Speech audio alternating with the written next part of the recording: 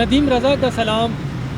بات ہے عالمی افق پر ہونے والی تبدیلیوں کی، اس کا بینیفیشری کون ہے اور اس سے نقصان کس کا ہو رہا ہے۔ اصل یہ معاملہ ہے جس کو آج ڈسکس کرنا ہے۔ اس میں جو عالمی تبدیلیاں یا نئی صف بندیاں ہو رہی ہیں یا معاہدے ہو رہے ہیں، اس کا فائدہ مسلمانوں کو کم، نقصان زیادہ ہو رہا ہے۔ وہ فلسطین ہو، کشمیر ہو یا قطر ہو، نقصان مسلمانوں ہی کا ہو رہا ہے، جس کی واضح ترین مثال جو دی جا سکتی ہے وہ متحدہ عرب امارات اور اسرائیل کا معاہدہ ہے، جس کے بعد فلسطین میں پچھلے 10 روز سے جس طرح ان کو بمباری کی جا رہی ہے، تاریکی میں بیلون بامز وہاں برسائے جا رہے ہیں، اور وہاں جو لائٹ بھی نہیں ہے، پچھلے کوئی 1 ہفتے سے زیادہ وقت گزر چکا ہے، وہاں صرف اور صرف ہے تو تباہی اور بربادی ہے۔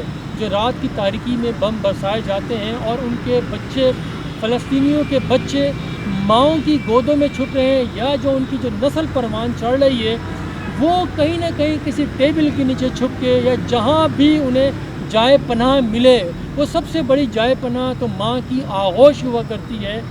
جس طرح سے بچے ماؤں سے چمٹ رہے ہیں اور فریاد کر رہے ہیں کہ ماں مجھے اپنی آغوش میں لے لے، یہ ایک ویڈیو وائرل ہوئی ہے سوشل میڈیا پر، جس نے ایک کوہرام برپا کیا ہوا ہے۔ ہاں، لیکن جو عالمی طاقتیں ہیں ان کے کانوں پہ کوئی جوں تک نہیں رینگ رہی ہے، اور اس میں ایک اور یعنی کہ بدقسمتی، افسوس کا جو مقام ہے وہ عرب ممالک ہیں، مسلمان ملک، ان کی جانب سے اس پر کوئی توجہ نہیں دی جا رہی کہ بچے بلک رہے ہیں۔ ایک جارج فلوئڈ کا امریکہ میں واقعہ ہوتا ہے نسل پرستی کا، تو پوری دنیا کو سحر میں لے لیتا ہے، تمام عالمی برادری اس پر آواز اٹھاتی ہیں، وہ مظاہرے برطانیہ، یورپ، پورے امریکہ سب جگہ ہوتے ہیں، لیکن کسی بھی بچے کی آواز پہ کوئی اثر نہیں ہوتا۔ تو وہ کشمیر کا بچہ ہے جو اپنے نانا کی لاش پہ بیٹھ کر بین کر رہا ہوتا ہے، اس کی دعائی کوئی اس اثر نہیں ہوتی۔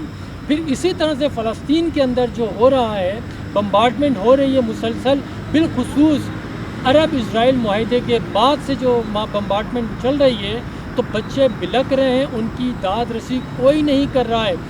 گو کہ تھوڑا سا بیک گراؤنڈ میں آپ کو سمجھاؤں میں فلسطین کا، کہ 1948 میں جس طرح سے کشمیر کا ایشو چھوڑا گیا ہے، جس کو ریزالو نہیں ہونے دیا، یہی برطانیہ کی طاقت ہے۔ برطانیہ نے اس کو بھی ایسے ہی چھوڑ دیا، اور اسی طرح سے فلسطین کا مسئلہ 1948 میں، یہ بھی برطانیہ ہی کا پیدا کردہ ہوا مسئلہ ہے۔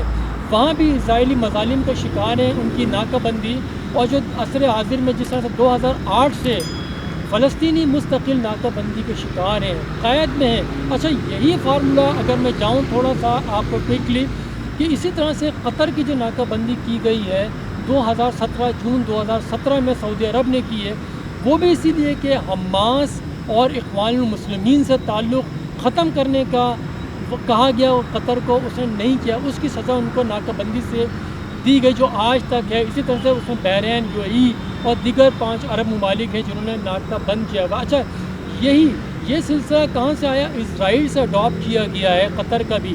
اور پھر 5 اگست 2019 کو اگر آپ ناکہ بندی دیکھیں جو مودی سرکار نے جموں و کشمیر کی ہے، وہاں پہ بھی اسی طرح سے ناکہ بندی کی ہے، دنیا کی سب سے بڑی جیل بنا دیا گیا ہے۔ تو یہ بھی وہاں سے ہی آ رہا ہے، اسرائیل سے انہوں نے اڈاپٹ کیا معاملہ۔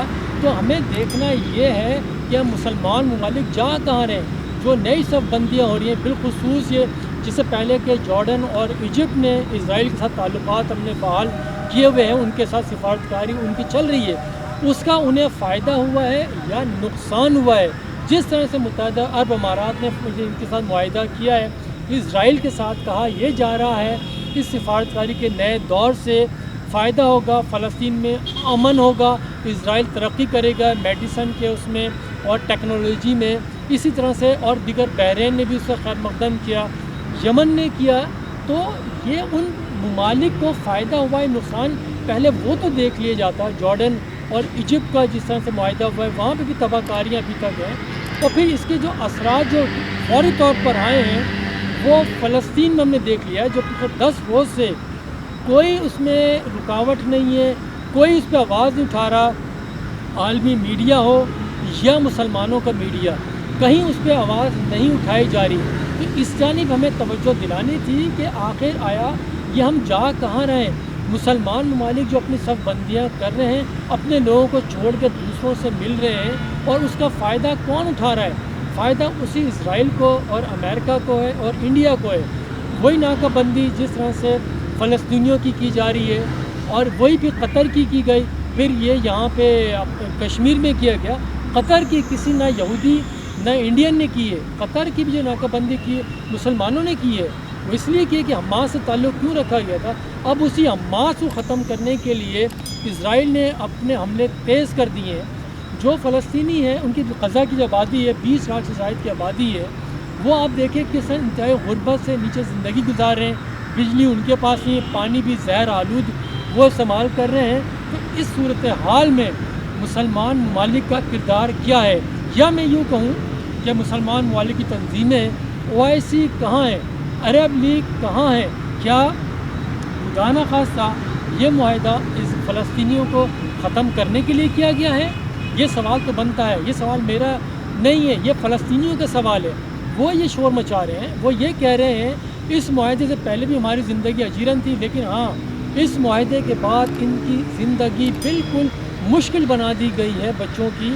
وہ یہی کہہ رہے ہیں کہ ہم غریب ضرور ہیں لیکن ہم منافق نہیں ہیں، ہم اپنے خون کی سودے بازی نہیں کریں گے، ہمیں آزادی ملنی ہے، اس کے لیے ہم اپنی جانیں قربان کرتے رہیں گے، خواہ وہ متحدہ عرب امارات ہو، بحرین ہو، یمن ہو یا کوئی اور ملک ہو، وہ اسرائیل سے معاہدہ کر لے، لیکن ہمارا معاہدہ بالکل نہیں ہوگا۔ ہم اپنی جانیں دیتے رہیں گے جب تک ہمیں آزادی نصیب نہیں ہوتی۔ بہت شکریہ، آپ بھی غور کیجیے۔ خدا حافظ۔